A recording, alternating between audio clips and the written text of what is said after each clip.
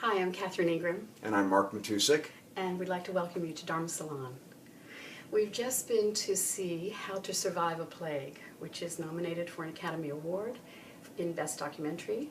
It has also won a lot of awards already, and it's about the AIDS epidemic, and in specific it's about the history of the activism of the AIDS epidemic. Right, it's about ACT UP and how ACT UP was able to get drugs through the FDA at an accelerated rate.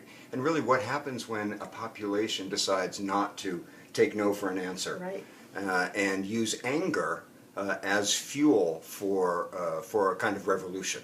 And also the power of a population who basically had a death sentence, who were therefore willing to put their bodies literally on the line over and over, being arrested. I mean, I was so moved by this film, and I frankly hope it wins the Oscar. What we've just described may sound kind of technical. It is so emotional to see the history of what we all lived through, and to for me, of course, I was just immersed in memories of all the loved ones that I have lost to that epidemic, including my beloved brother, including my cousin who was here in New York and died, and so very many friends. And I was very moved to see the New York. I was in California, I was in San Francisco at the time, so I kind of knew the Castro scene and the activism there. But I didn't realize that this really was ground zero, Greenwich Village. Oh, it You absolutely were here. was. I was at those ACT UP meetings. And watching this film for me was like watching my life flash in front of my eyes. I lived through the AIDS epidemic. I'm HIV positive myself, so it was a very personal experience for me, very wrenching emotionally.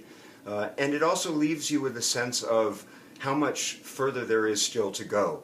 And it gives me pain that other populations that are facing HIV don't have that kind of activism behind themselves.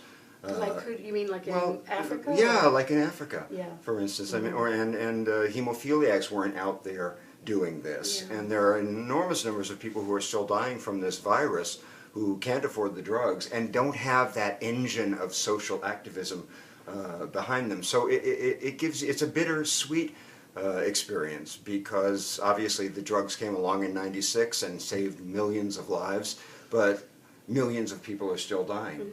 And so it leaves you with this sense of, one of the guys in the film says, how do you feel when you come home from the war? You wonder, why was I allowed to come home? It's like Aristotle defined good luck as when the arrow hits the guy next to you. So there's this sense of luck, but luck being a paradox. Yes. And you still grieve for the people who didn't make it. Yeah. So, and who will not make it now. Exactly. Yeah. So it's uplifting and it's also sobering. It's a brilliant, brilliant film. Yeah, I mean, it's on so many different levels, actually. You know, it was also a metaphor, in a sense, for how hard won every inch of evolution is. You know? Absolutely. I mean, how you have to just battle ignorance and prejudice and greed, and how every sort of dark force of human nature has to be conquered, in a sense, on a grand scale. Yeah, and as you're moving toward the light, as you're moving toward liberation, all the forces of darkness rise up. Get more intense. Yeah, get more intense and rise up to block you. Yeah, and of course, seeing that particular movement just, made me think of all the other movements we now are which are also life and death. The environmental movement, for one thing. Right. All of it, just how. And yet, you're right, it was uplifting, because, in fact, they did prevail to a great degree. They did, and they showed that it could be done. The grassroots activism could be done, even against the monolithic FDA, and even against the medical establishment that wanted to block the drugs. The right-wing crazed politicians like Jesse Helms. Oh, Jesse Helms takes a real beating in this film. I love when they put a giant condom over Jesse Helms's house. Which is kind of brilliant. Yeah, it was beautiful to see those ACT UP guys, though, and to see them. Some of them lived and some of them didn't. But it was very touching to see them as their older version selves, and to see Yeah. how they have spent 25 years, yeah, and watching their friends die, and being at those meetings, and just giving their lives over. And you knew a lot of those guys. I knew a lot of those guys, and it really was like watching my life flash in front of my eyes. The thing that I found... Let me ask you this, Mark. Sorry to interrupt you, but at the end, and I don't want to give away too much because we really think you should see the film, but of course there's a reflection by some of those who lived as to kind of what now. You know, they didn't expect to live. I know that must have been the case for you. Yeah, that was a common experience, especially for people who spent all of their money expecting to die, and then the drugs came along and they were broke, or they had quit their jobs and didn't have a career left. So there's another paradox, the paradox of survival. Yes. And what happens when you, you know, it's, the good news has another side to it.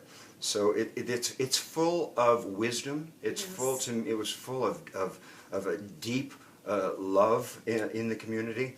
And what I really want, from a Dharma point of view, what fascinated me was that anger, which is so often downplayed and it's so often tamped down and it's dangerous, it's fire, don't go there, is the only thing that made this happen.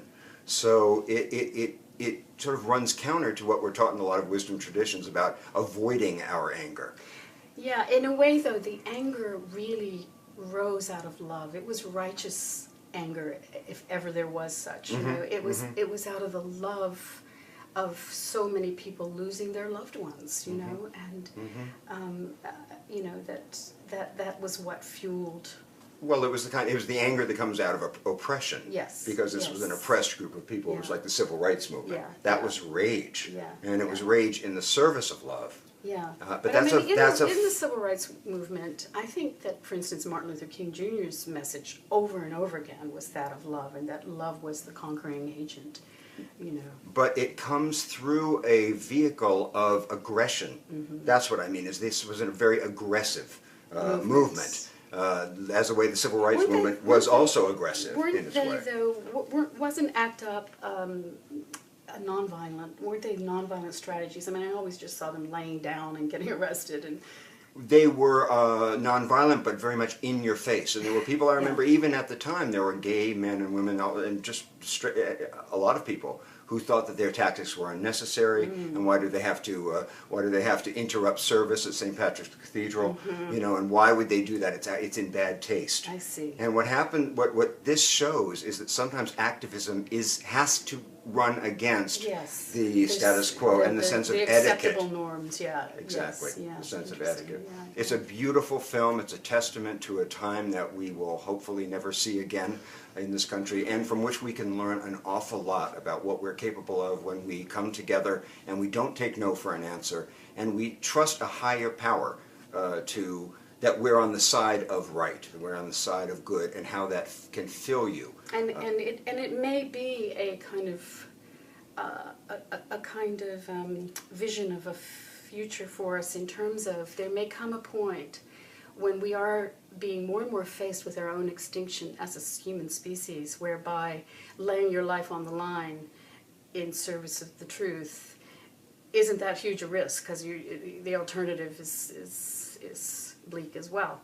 And and it was interesting to see how alive those guys were in that, and they spoke about that as well in the end, how, you know, that may seem like a fearful thought when you first hear it, but I think the actual lived experience of it might be a very different story. It's true. Remember what Bob Barr said at the end? He said afterward, as strange as it sounds to say, he has not found anything that's quite as fulfilling as the work that he did in extremis under the gun in the beginning of the epidemic. So this is to say that when you're going through something that you think is the worst thing you could be going through, it may actually also be your most engaged moment.